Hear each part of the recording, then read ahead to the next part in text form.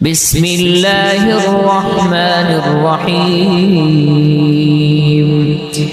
حضرت سلمان نے فارسی نے مشورہ دیا خندق کھودنے کا۔ خندق کھودی جا رہی ہے اور اس خندق کھودنے میں حضرت سلمان بھی شامل ہیں رضی اللہ تعالیٰ، بڑی گرم جوشی کے ساتھ خندق کو کھود رہے ہیں۔ انصار مہاجرین نے انصار صحابہ کرام نے دیکھا حضرت سلمان کو تو بلند آواز سے کہنے لگے سلمان ہم سے ہیں۔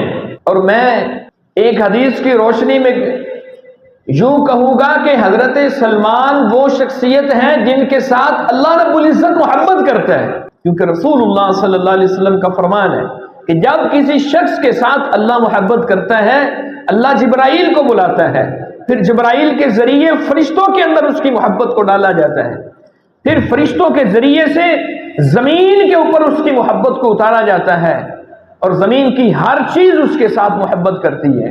یہاں انصار صحابہ کرام حضرت سلمان کے ساتھ محبت کا اظہار کر رہے ہیں، کہنے لگے سلمان ہم سے ہیں۔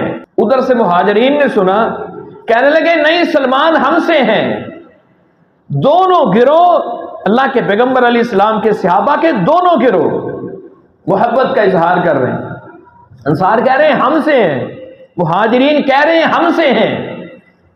ذرا آوازیں تھمی، خاموش ہوئے تو رسول اللہ صلی اللہ علیہ وسلم نے محبت کے ساتھ فرمایا اے مہاجرین و انصار، یہ سلمان نہ مہاجرین سے ہے نہ انصار سے ہیں، سلمان تو میرے گھر والوں میں سے ہے۔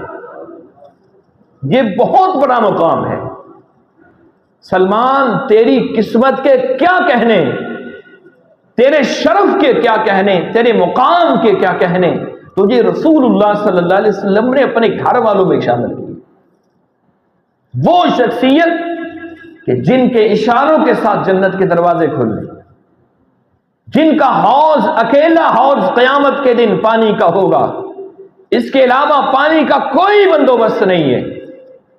اس شخصیت نے سلمان کو کہا کہ سلمان تو میرے گھر والوں میں سے، اور اللہ کے پیغمبر کی اہل بیت، آپ کا مقام، آپ کا شرف، آپ کی عزت، اس کے کیا کہنے، یہ ایک الگ موضوع ہے۔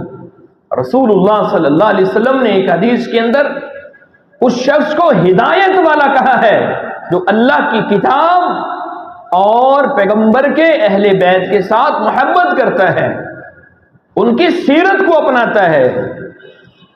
اللہ کے پیغمبر نے فرمایا وہ ہدایت یافتہ شخص ہے۔ بہترین صدقہ جاریہ حاصل کرنے کے لیے اس ویڈیو کو لائک، کمنٹ اور شیئر کرنا مت بھولیں۔